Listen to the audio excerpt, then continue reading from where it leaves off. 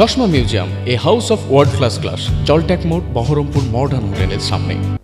বহরমপুর বিজেপির জেলা সাংগঠনিক কার্যালয়ে এক গুরুত্বপূর্ণ সাংবাদিক বৈঠক অনুষ্ঠিত হলো।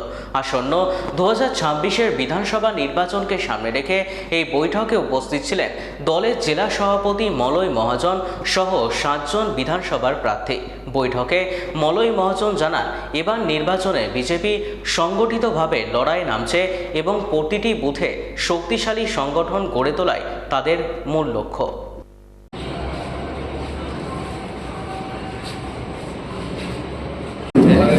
भारत माता की जय। भारत माता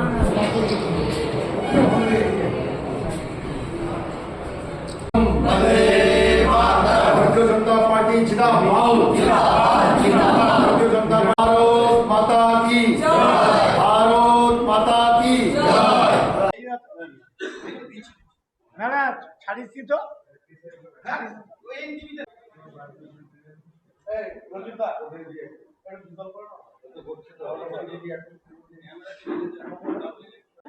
হ্যান্ডেলটা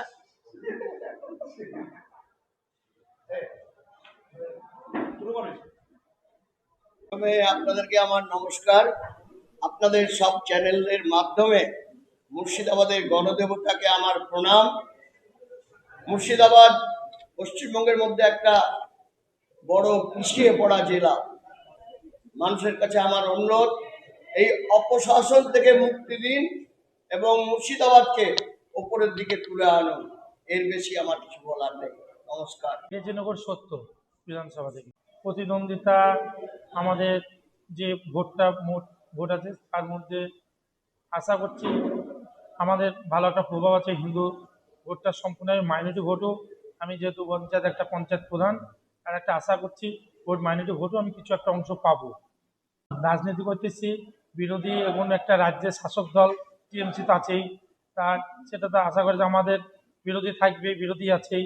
তার উপরান্ত একটা যোগ হয়েছে হুমায়ুন, যে বাবরির একটা ইস্যু, বাবরির ইস্যুতে হুমায়ুনকে ওনাদের একটা সজাতি একটা অংশ ভালো একটা প্রভাব পড়েছে, সেই অংশের জন্যই আমাদের লাভজনক। কংগ্রেস অবশ্যই ফ্যাক্টর, আমাদের ক্ষেত্রে ফ্যাক্টর হবে না। কংগ্রেস যেটাই জানিয়েছে সেটা আমাদের অত্যন্ত খুব ভালো খবর।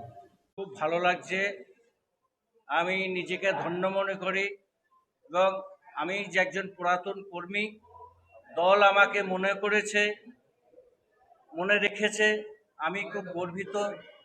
মোদিজির কাছে খুব গর্বিত, আমাদের জেপি নাড্ডাজির কাছেও খুব গর্বিত, অমিত শাহজির কাছে গর্বিত, রাজ্য সভাপতি শ্রমিক ভট্টাচার্য খুব গর্বিত এবং আমার পার্টির সমস্ত কর্মী মানে আমি একা কিন্তু প্রার্থী নয়, আমাদের সমস্ত কর্মী এক একজন এক এক প্রার্থী।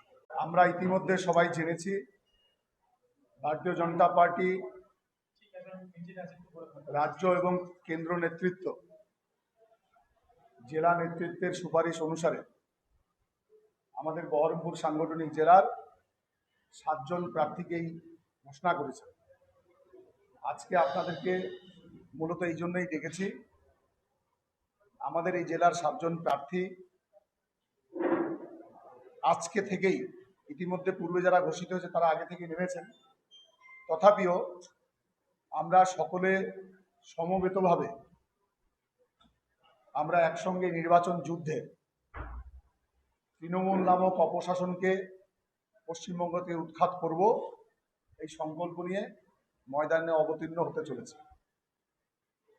এবং এই ময়দানে ভারতীয় জনতা পার্টির হয়ে যারা লড়াই করবে, এই যুদ্ধে অবতীর্ণ হয়েছে, তাদেরকে আপনাদের সম্মুখে আজকে আমরা হাজির করেছি। আমাদের ভারতীয় জনতা পার্টি যে লক্ষ্য নিয়ে পশ্চিমবাংলার মানুষকে তৃণমূল নামক অপশাসন থেকে মুক্ত করবার জন্য যে দায়ভার, যে প্রার্থীদের উপর আস্থা বা ভরসা রেখেছেন, তারা সেই আস্থা এবং ভরসার যথাযোগ্য মর্যাদা দিয়ে পশ্চিমবাংলায় ভারতীয় জনতা পার্টিকে প্রতিষ্ঠিত করবার জন্য বহরমপুর সাংগঠনিক জেলা থেকে তারা সকলে বিধানসভায় প্রতিনিধিত্ব করবেন এবং এই ব্যাপারে তারা অত্যন্ত দৃঢ় সংকল্প। ভারতীয় জনতা পার্টি অত্যন্ত উজ্জীবিত, বিশেষ করে আমাদের জেলা এই কারণেই যে আমরা যাদেরকে প্রার্থী হিসেবে চেয়েছি তারা সকলেই প্রার্থী হিসেবে আমাদের সামনে উপস্থিত হয়েছে। আজকে আমি একে একে আপনাদের সঙ্গে পরিচয় করে দিচ্ছি। আমাদের একজন প্রার্থী এখনো রাস্তায় আছে, পৌঁছাননি, সুখেন বাগদি, পৌঁছে যাবেন। বড়োয়া বিধানসভায় যিনি মনোনীত হয়েছেন। 68 কান্দি আমাদের গার্গী দাস ঘোষ, তিনি ইতিমধ্যেই মনোনীত হয়েছেন। 69 ভরতপুর শ্রীমতী অনামিকা ঘোষ, 70 রেজিনগর বাপন ঘোষ, 71 বেলডাঙ্গা শ্রী ভরত ঝাওয়ার, 72 বহরমপুর শ্রী সুব্রত মৈত্র এবং 74 নওদা রানা মণ্ডল। এনারা সবাই আপনাদের সামনে আছেন। আমার দিক দিয়ে এইটুকুই বলার যে আজকে থেকে ভারতীয় জনতা পার্টি এদেরকে সেনাপতি হিসাবে ময়দানে অবতীর্ণ করেছে এবং ভারতীয় জনতা পার্টির হয়ে তারা লড়াই করবেন, জিতবেন, বিধানসভায় যাবেন, এই পূর্ণ বিশ্বাস আস্থা দল তাদের উপর রেখেছে। এবং আমিও জেলা সভাপতি হিসাবে অত্যন্ত খুশি যে আমাদের মনোনীত মতো, সুপারিশ মতো তারা এই জেলায় আমাদের হয়ে প্রতিদ্বন্দ্বিতা করবেন।